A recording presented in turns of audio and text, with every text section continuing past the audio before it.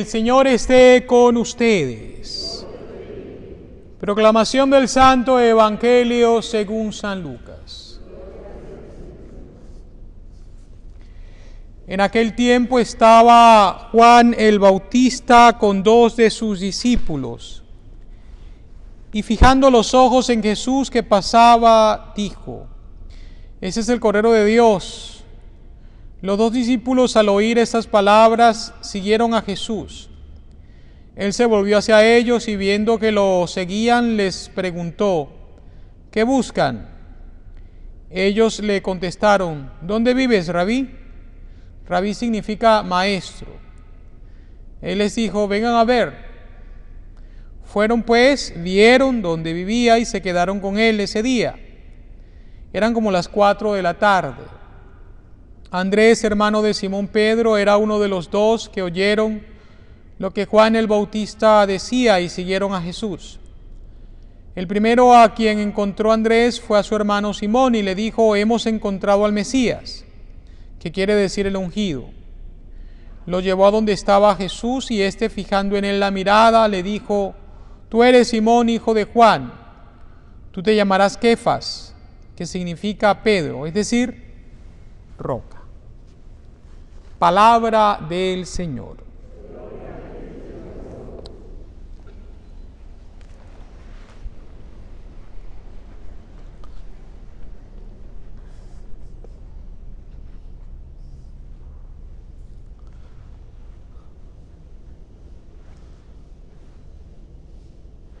Queridos hermanos, por la gracia de Dios, después de haber culminado el tiempo de Navidad con la celebración del bautismo del Señor el domingo pasado, damos inicio al tiempo ordinario, y es por eso que hoy celebramos el segundo domingo del tiempo ordinario.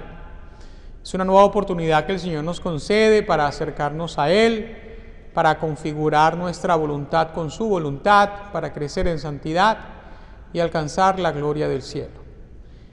El mensaje principal tanto de la primera lectura y el Evangelio es la importancia del llamado que Dios nos hace y la manera generosa como nosotros estamos sujetos a responder a ese llamado, que es continuo.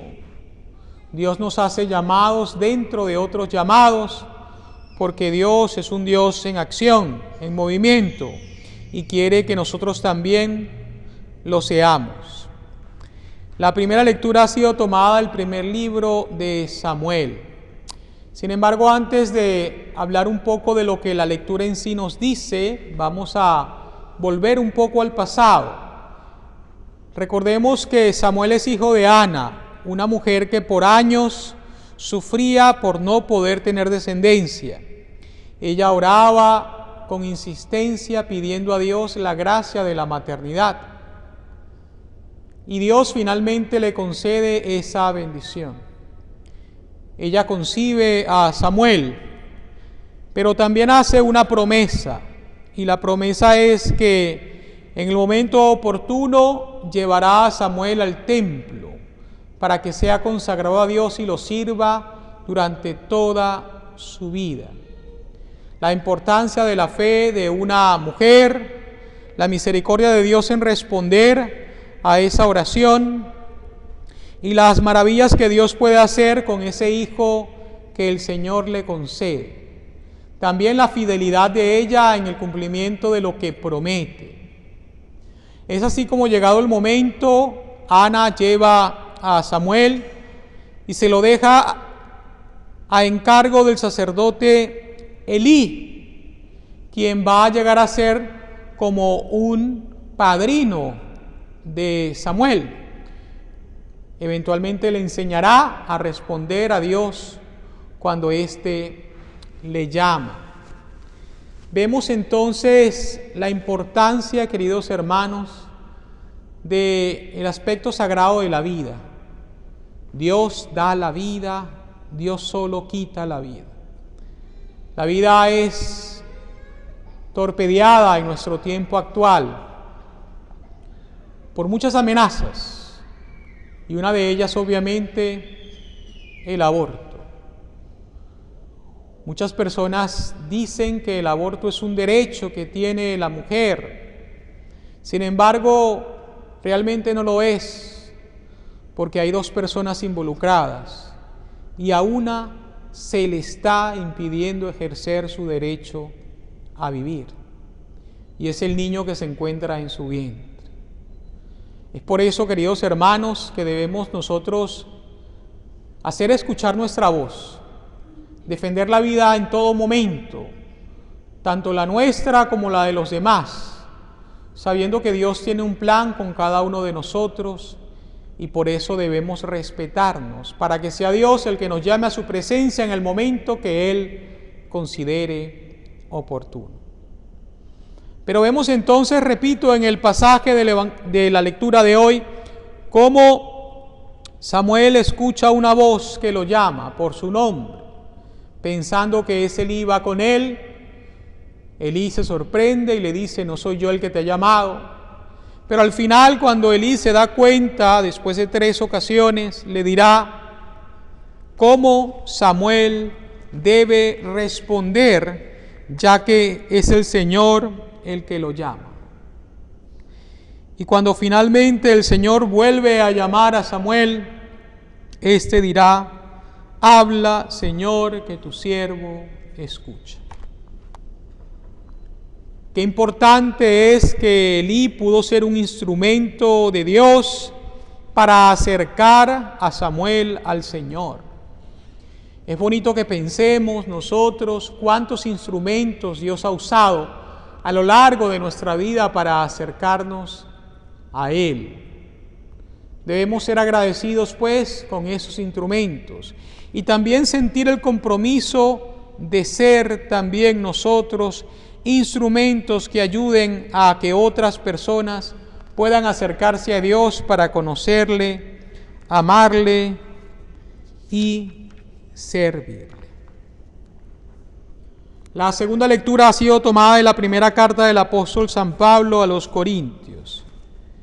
En ella, San Pablo nos enseña la importancia de evitar cualquier pecado contra la castidad, cualquier pecado de impureza, ya que nuestro cuerpo es templo del Espíritu Santo, somos miembros del cuerpo místico de Cristo, y es por eso que nos invita a huir de cualquier pecado que atente contra la santidad de nuestro cuerpo. Pero hay una parte que me llamó mucho la atención y que pudiera pasar tal vez desapercibida, y es cuando San Pablo dice: no son ustedes sus propios dueños, porque Dios los ha comprado a un precio muy caro.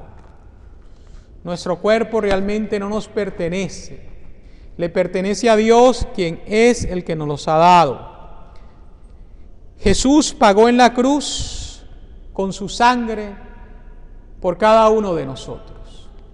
Y es por eso que tenemos que tener conciencia de la importancia de cuidar de nuestro cuerpo, repito, no solo contra los pecados de impureza, sino también en la manera como tratamos nuestro cuerpo, el cuidado que le damos. Queridos hermanos, uno de los grandes problemas de las comunidades latinas en este país es que no practican lo que se llama chequeos de rutina, de prevención de enfermedades. Muchos de nosotros tal vez crecimos con la idea de que solo se va al doctor cuando se siente un dolor. Lamentablemente, en muchos de los casos, cuando eso sucede, es demasiado tarde. Y entonces, lo que se pudo haber solucionado con chequeos rutinarios, lamentablemente en ocasiones no llega a suceder. Y cuando hablo de esto, se los digo por experiencia propia. Ya ustedes saben lo que viví hace un poco más de un año. Yo debo reconocer con humildad de que parte del problema fue que yo me descuidé en la visita a los médicos. No estaba siendo responsable y eso puso en riesgo mi vida, la preocupación de mi familia, de mis parroquianos y de tanta gente que vio por mí en ese momento. No vivimos solo para nosotros, vivimos para los demás. Así que seamos responsables también en ese aspecto de cuidar de nuestro cuerpo, de hacer nuestros chequeos de rutina. Para morir solo hay que estar vivo. Y muchas veces vamos por la vida caminando sin tener presente de que tal vez algo no está bien con nuestra salud. Y llegamos al punto incluso de darnos nuestros propios diagnósticos. Tengo un amigo médico que me dice que con esta situación de YouTube y redes sociales, cada día más se incrementa el número de pacientes que llegan diciéndole a él lo que tienen y lo que le tiene que recetar. Todo porque supuestamente han investigado. Pero realmente ¿es justo? ¿Es necesario hacer esto? Cuando tenemos a una persona que se ha dedicado a estudiar por años y que, si bien es cierto no es perfecto, tiene mucho más conocimientos médicos que yo. Entonces, queridos hermanos, seamos humildes y acudamos a la ciencia también para que por medio de ella podamos tener vida en el Señor. El Evangelio, por su parte, nos presenta un momento muy importante en la vida de Jesús y en la vida de parte de sus discípulos. Este pasaje tiene lugar un día después de que Jesús es bautizado por Juan el Bautista en el Jordán. Al día siguiente del bautismo, Jesús pasa por allí, Juan lo ve y mirándolo dice: este es el Cordero de Dios. Estas palabras eran una declaración de fe por parte de Juan en Jesús como Mesías, como Salvador, y no simplemente como un buen hombre. Y esas palabras fueron lo único necesario para que dos de sus discípulos decidieran dejarlo y seguir a Jesús. Juan no se preocupa porque dos de sus discípulos lo dejen. Él reconoce que es simplemente un instrumento y más bien se alegra porque Jesús debe crecer y Juan debe disminuir. Estos dos discípulos, de los cuales se nombra a Andrés, deciden seguir a Jesús. Y Jesús, dándose cuenta de que lo siguen, entonces les pregunta: ¿qué buscan? Y ellos le contestan: ¿dónde vives, Rabí? Él les dijo: vengan y verán. ¿Qué buscan? Fíjense que nosotros tenemos un propósito en esta vida. Y cada día que el Señor nos concede debemos hacernos esta pregunta: ¿qué busco? ¿Cuál es mi norte? ¿Cuál es la meta que quiero alcanzar entre tantos sueños y planes que puedo tener? Considero que básicamente podríamos resumirlos en algunos puntos. Busco glorificar a Dios con mi vida, obedeciendo sus mandatos, aceptando su voluntad. Busco ser semilla para que otros puedan conocer, amar y servir a Cristo. Busco ser feliz junto a Dios al cumplir sus mandatos y busco alcanzar el cielo que el Señor me promete. Eso tiene que ser nuestra prioridad, queridos hermanos. Hay otras cosas que podemos buscar, sí, tal vez un mejor trabajo, tal vez una mejor casa, tal vez un buen esposo, una buena esposa. Todas esas cosas pueden ser buenas, pero nunca tienen que tomar primacía ante Dios y ante nuestra salvación. Ellos le dicen: Señor, ¿dónde vives? Quieren saber dónde Jesús descansa. Es importante para ellos conocer el lugar. Y Jesús, de manera compasiva, les dice: vengan y verán. Y lo interesante es después lo que nos dice el texto. Fueron pues, vieron dónde vivía y se quedaron con él ese día. Y agrega: eran como las 4 de la tarde. Este evento es tan importante que incluso hasta la hora queda registrada. Cuando yo estaba en el seminario, con insistencia nuestros formadores nos enseñaban que un sacerdote no debe limitarse a ser solo un buen hombre. Incluso nos decían, sin menospreciar obviamente la gran labor que hacen los trabajadores sociales, que nosotros no estábamos allí para ser trabajadores sociales. Repito, los trabajadores sociales hacen gran labor ayudando al prójimo en muchas formas y maneras y los apreciamos. Pero un sacerdote no puede simplemente limitarse a hacer obras de bien. Un sacerdote tiene que estar con Jesús, porque todo el bien que haga va a surgir de allí, de la intimidad con Jesús, de la oración con Jesús, del configurarse con Jesús. El sacerdote tiene que ser más que un hombre bueno, un hombre santo. Y creo que no solamente el sacerdote, sino cada uno de nosotros que nos decimos llamar cristianos, debemos pasar tiempo de calidad con el Señor. A mí me gusta muchísimo cuando los martes y jueves exponemos el Santísimo. Sé que para algunos es imposible venir a esa hora, 1 de la tarde, pero para otros tal vez sí es posible.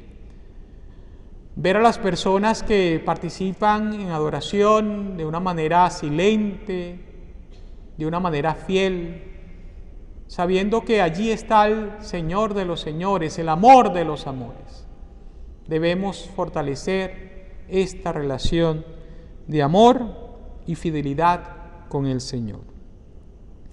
Y para terminar, vemos entonces cómo Andrés, hermano de Simón Pedro, después de experimentar este encuentro con Jesús, no se limita a quedárselo para él, sino que desea compartirlo, y por eso va con su hermano y le dice: hemos conocido al Cristo, al Mesías, y llega a presentarle a Jesús a su hermano Pedro.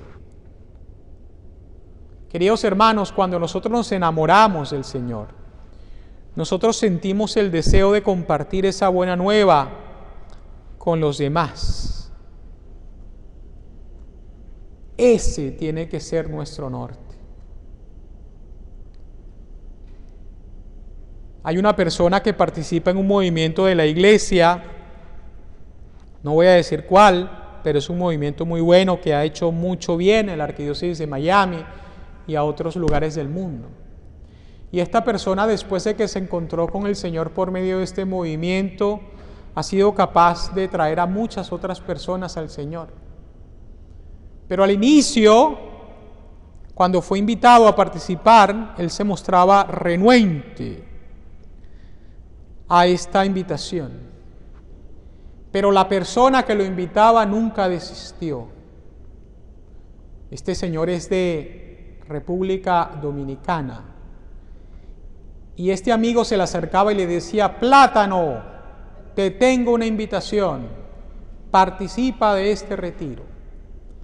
Y el hombre se molestaba y le decía: primero, no me digas Plátano, y segundo, no quiero ir. Y así pasaban los días, los domingos, y este hombre seguía insistiendo. Y un día, este hombre se molestó tanto porque le seguía llamando Plátano y lo seguía invitando al retiro, que le gritó y le dijo: te he dicho que no quiero ir. Y entonces el Señor lo miró con cierta tristeza y le dijo: está bien, Plátano, luego te vuelvo a invitar. Y al final, este señor terminó haciendo el retiro, como les decía, y terminó entonces también llevando a otros a Cristo. Pero qué bueno que este hombre que lo invitó nunca desistió, que a pesar de las humillaciones a las cuales fue sometido, nunca dejó de buscar esa alma. Ese tiene que ser nuestro norte, ese tiene que ser nuestro propósito. Repito, vivimos nuestra fe no solo para nosotros, la vivimos para compartirla con los demás. Que el Señor nos ayude a perseverar en ese propósito para glorificarle y alcanzar así la gloria eterna del cielo. Así sea.